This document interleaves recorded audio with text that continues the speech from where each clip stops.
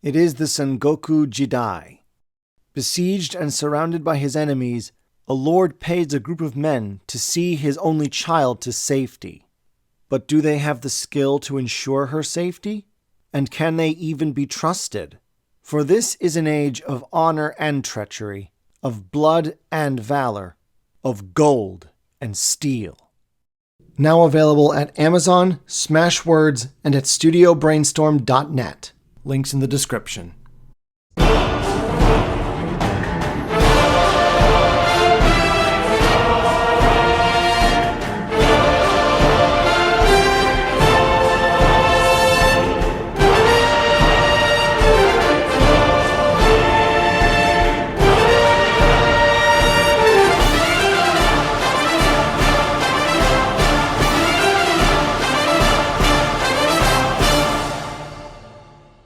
In technical terms, avant-garde means something innovative, experimental, and usually frowned upon by the artistic establishment at the time of its creation.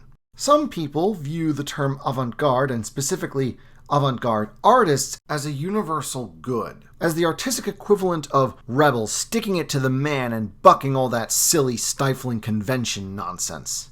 Other people view avant-garde artsy types as pretentious little snots who think that just because they do something a little weird and unconventional, they ought to be fated like the best thing to happen since Leonardo da Vinci. Some are just talentless narcissists who blame their lack of recognition on a stifling establishment, just because no one outside their circle of equally pretentious friends gets them and thinks their scribblings are good. In the case of Alejandro Jodorowsky, I would say that both sides of the argument apply to him. He's very pretentious, he's definitely unconventional, undeniably weird, and sometimes genuinely brilliant. Certainly one of his works that heavily demonstrates all sides of his nature as an avant-garde artist is the European comic book series The Inkle. Published by Les Humanoids between 1980 and 2014, The Inkle was written by Jodorowsky, while the art was provided by Mexican Jose Ladron, Serbian Zoran Janjetov, and French artists Yves Chaland and the legendary Jean Mobius Giraud. The big downside with The Inkle, though, is that because it is so weird and bizarre, because again, this is a Jodorowsky creation, it would likely take multiple hours and tons of spoilers to explain, and I really do want you to try and find it and read it for yourself. There are English translations out there. They're widely available at major booksellers like Amazon or Barnes & Noble. So instead of that, I've decided to dedicate the next few videos to one of the spin-offs of the Inkle series, the Metabarons. Which, again, because it's a Jodorowsky thing, it's really weird. But it was that or the Techno Priests, and the Techno Priest is even more bonkers than the Inkle, if that were possible. With art from Argentine comic artist Juan Jimenez, the Metabaron saga is essentially the family history of one of the major side characters of the Inkle, the eponymous Metabaron, greatest warrior, mercenary, and fighter ace in the universe. So the next few videos are just going to be positively riddled with spoilers, both for the Metabarons series itself and its relatively short prequel, Metabarons Genesis, written again by Jodorowsky, with Das Pastoras doing the illustration. With all that out of the way, let us begin the strange and truly fucked up story of the Metabarons. And I'm not dropping the F-bomb just to be edgy, it really is fucked up. Our story begins in the literal back end of Beyond of the universe on a little planet called Ahor the Dwarf. Presumably it's a very tiny planet, but it was still bountiful in life, plenty for thousands to live in peace. And yet, mostly out of pride according to the comic, there have been two clans, the Amakuras and the Kastakas, that have hated and feuded with one another for untold generations. Despite awareness of high technology, with a few exceptions like floating airboats apparently, they limit themselves exclusively to medieval-style tech level, particularly in weapons. They even subscribe to a very vague and shallow interpretation of what we might recognize as Bushido. But apparently the two clans can't even agree on what it's called. The Amakuras call their warrior code Bushikara, while the Kastakas call it Bushitaka. So yeah, they're basically samurai LARPers, and I like to think that this whole feud between the two families all began because of a nerd war. And given the fact that quite a few of the characters don't look very Japanese, I'm inclined to think that they're also space weebs. At any rate, this horrendously messed up saga began one fine day when Aurelia, sister of the leader of the Kastakas, was abducted by Dividal, leader of the Amakuras, and then violated in the air above the royal palace in full view of her brother. Both a horrific crime, an intense dishonor, and the ultimate teabag all rolled into one. Naturally, Omezo and the Kastakas swore vengeance. Again. Through a combination of tricking the Amakura army into a series of one-on-one duels, and the use of stampeding a herd of monsters, the Kastakas ended up killing the entire Amakura army, then used their stolen banners to get right inside the capital city before the defenders realized they weren't friends. As he watched his people's elderly women and children being massacred, Dividal knew the jig was up. But rather than accept defeat with dignity, he decided to go out in the most spiteful way possible. Release an ancient gas-based bioweapon that rendered every human male on the entire planet sterile. All save the boy that he'd implanted in Aurelia's womb. Naturally, he'd taken the precaution of sealing Aurelia away in an airtight space before releasing the bioweapon. Dividal then killed himself so the Kastakas couldn't vent their rage on him, and after Aurelia finally gave birth to a healthy boy, she accepted ritual suicide to wipe away the stain of the dishonor of her being violated. The only memento that she could leave her son was a bite mark on his shoulder. So yeah, the conclusion most of you have come to by now is correct. This boy, named Dial, is the progenitor ancestor of the Metabarons. Born of Dividal taking Aurelia in the most biblical and non-consensual way imaginable. So we're already off to an inglorious start. Dial would end up spending the first 14 years of his life as a remarkably pampered prisoner. As the only male left on Ahor the dwarf that could actually sire children, he was now a very precious asset that the Kastaka could not allow any harm to come to. The closest he ever got to harm was his training bouts with his guardian, General Paco, King Omezo's right-hand man. Now, I'm no expert in genetics, but no matter how many kids result from this plan, they're all going to have the same father. So this can only lead to a lot of Targaryen-style incest, which doesn't strike me as a viable way of preserving the human population of Ahor the dwarf. But anyway, at the age of 14, once the elders determined that he was healthy and that his equipment was fully developed and ready to go, they started bringing in the women. And so for the next 12 years, Dial spent his life as essentially a breeding stud, albeit an extremely privileged breeding stud. His meals were regularly supplemented with any kind of thing that the local elders thought might increase the success of his nightly emissions, and he was required to have sex with 3 women at once every night. Yes! Oh, thank you, Lord in heaven. All of this came to an end for Dial when he turned 26, and the first of his many, many male children began to achieve puberty. For the first time, Dial went outside the compound he'd lived in his entire life to officially receive the title of Baron from King Omezo, as well as the honorific title of Patriarch as the literal father of his people's salvation. Unfortunately, apart from his dark hair, Dial was the spitting image of his father, Dividal, which is kind of weird when you consider that both his parents were blonde. And despite the passage of years, the now aged Omezo could not let go of his hatred of the Amakura leader who had forced him into this position. And so he denounced Dial in front of an assembly of most of the prominent leaders of the Kastaka clan, reducing Baron Dial to little more than a pariah, abandoned by everyone except for General Paco, who had come to see him as a surrogate son, and one old servant. At last, Dial learned the truth of his origins and fell into bitter despair. Paco wished to save his young ward from his despair, and apparently he subscribed to the love conquers all philosophy. And so he decided to introduce Dial to one more woman, his own daughter, Antigrea, whom he had fathered shortly before being sterilized by Dividal's bioweapon. To say that their first meeting was problematic would be an understatement. First of all, Antigrea was both a proud woman and had received the same warrior training from her father as Dial, which was one of the reasons why she had remained unmarried so long. Second, having sunk fully into the depths of bitterness and despair, Dial had spent the next year following Omezo's denunciation of him, living like an animal in the abandoned palatial compound that had been the only home he'd ever known. As a result, when the two first met, they were more inclined to try and kill one another than make out. But then, during the fight, Antigrea bit Dial's shoulder, in nearly the same spot where his mother Aurelia had bitten him before her suicide.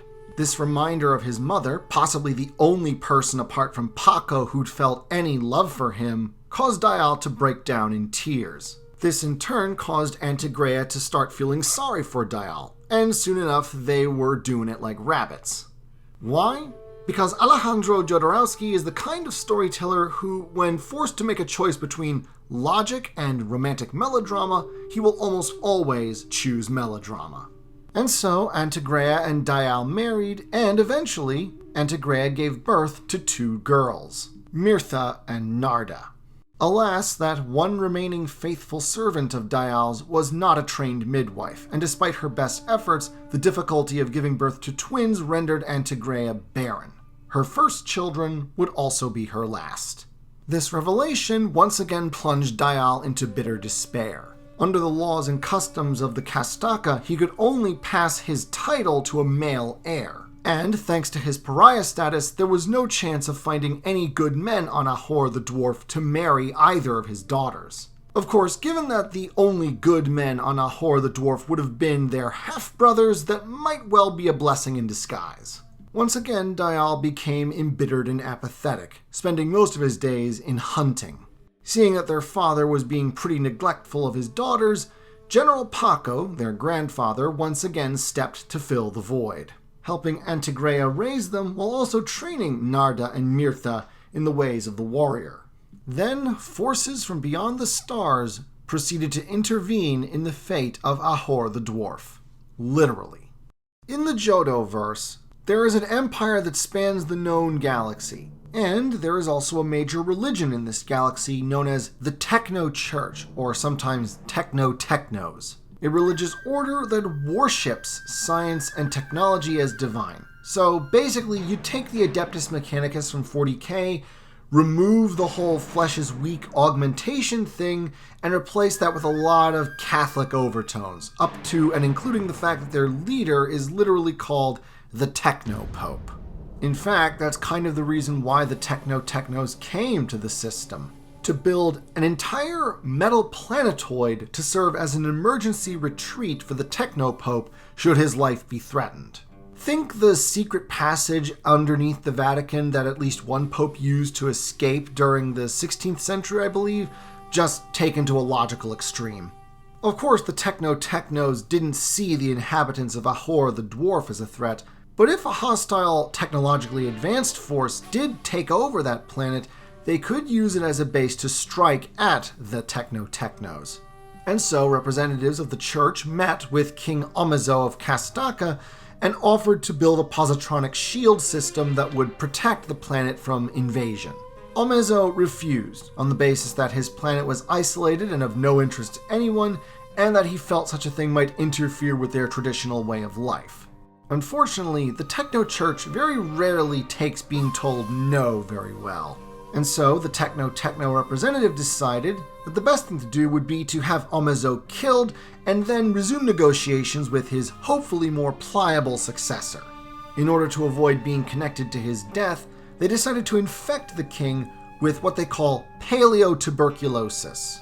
Paleo is basically a prefix in the Jodo-verse, mostly used to refer to old things, presumably from Earth. For example, there are such epithets as Paleo-Christ, and Paleo-Whore is a common insult directed at women. Unfortunately, this didn't quite have the result the Techno-Technos desired. Omezo knew that he was dying, but the laws of inheritance of the Kashtaka demanded that Dial succeed him as leader, as he was the son of Queen Aurelia. Even now, Omezo still couldn't bear the idea of the son of Dividal Amakura taking over after he was gone. And so he decided to send a literal army to kill not just Dial, but Antigrea and their 2 children. While the now aged General Paco heroically sacrificed himself to buy them time, Dial and his family retreated to a special bunker hidden deep in the forest near the palace that Dial lived in. And it was just as well, for all the while the Technos had been keeping an eye on what was going on Ahor the Dwarf. And they decided that the attempt to murder Dial was definitely not in their best interests. Likely once the young man was dead, Omezo would name someone just as stubborn as him to succeed him when he finally died. At this point, the Techno representative, fed up with these primitives, decided to simply destroy Ahor the Dwarf with essentially superpowered missiles. Fuck these paleo weebs and their little planet too. And that is precisely what happened. And of course, the only survivors were Dial, Antigrea, Narda, and Mirtha, locked safely away inside the bunker. A pretty dire situation given that they had no means of propelling themselves, as well as very, very limited supplies of food, water, and oxygen. Barely enough for a single year. But Dial refused to give in to the inevitable, and inspired his little family that from now on, their mission was to seek vengeance upon the Technos for destroying their world. For 11 months, he and Antigrea ruthlessly trained Mirtha and Narda into deadly killing machines.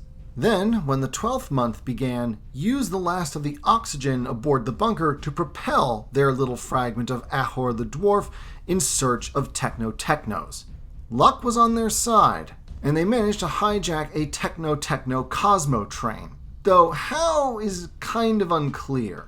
The comic just transitions from Dial ordering the attack to an explosion inside the Cosmo train as the 4 Kastakas board slaughter the entire crew, take the captain hostage, and then use his Techno Medallion to force the robot servants aboard the Cosmo train to do their bidding.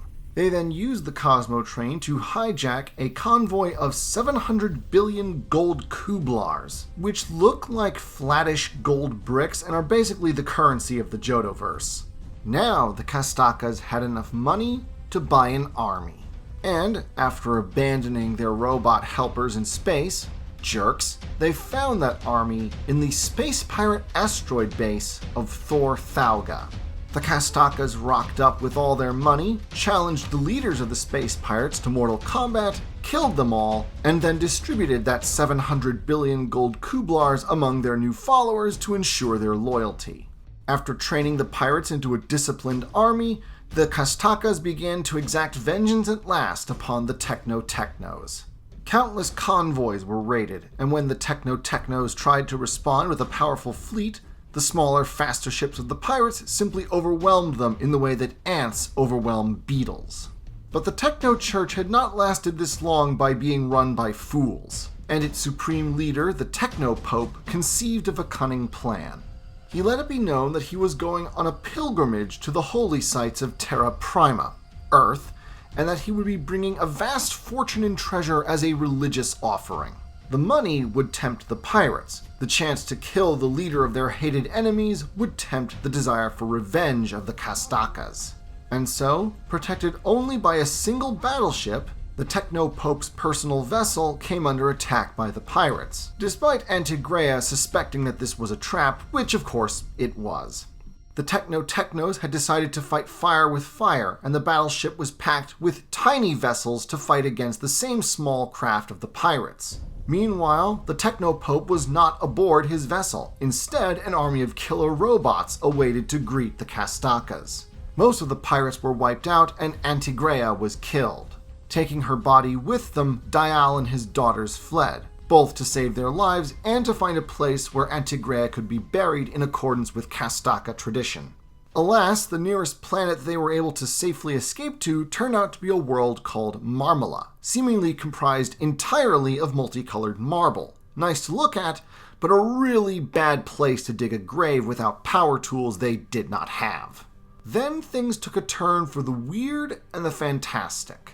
The trio are suddenly ambushed and captured by another trio of unscrupulous treasure hunters. For there is indeed a treasure on Marmala, and only one being on the planet knows where it is. A giant sentient vulture called Ganges or Ganges, something like that. Of course, as you can imagine on a planet mostly made out of rock, there is very little to eat, especially for a creature as big as Ganges turns out to be. For the most part, it subsists on tiny lizards, and so our three unscrupulous scumbags realized that a grown woman's weight of meat would be bait irresistible to the creature they seek. So Dial and his daughters were tied up, Antigrea's body was crudely hacked to pieces, and then left in a pile of slightly rotting meat for Ganges to consume, which it did, rendering it too heavy to take off and thus easy to capture. Just to reinforce that the treasure hunters are evil scum, they then proceeded to torture Ganges by essentially cutting up its wings and legs in order to make it tell them where the treasure of Marmala was. But the stubborn bird refused to give an inch. This gave Dial, Narda, and Mirtha enough time to cut themselves loose and kill the treasure hunters. However, the torture Ganges had suffered was severe, and the great bird had but hours left to live. To Ganges' surprise, the Castakas revealed that they had not come for the treasure, but only for a place to bury Antigrea. Sensing the sincerity of their words, the great bird told them of the one place on Marmala where this might be effected. A small, fertile valley, almost lost in the planet-wide sea of marble.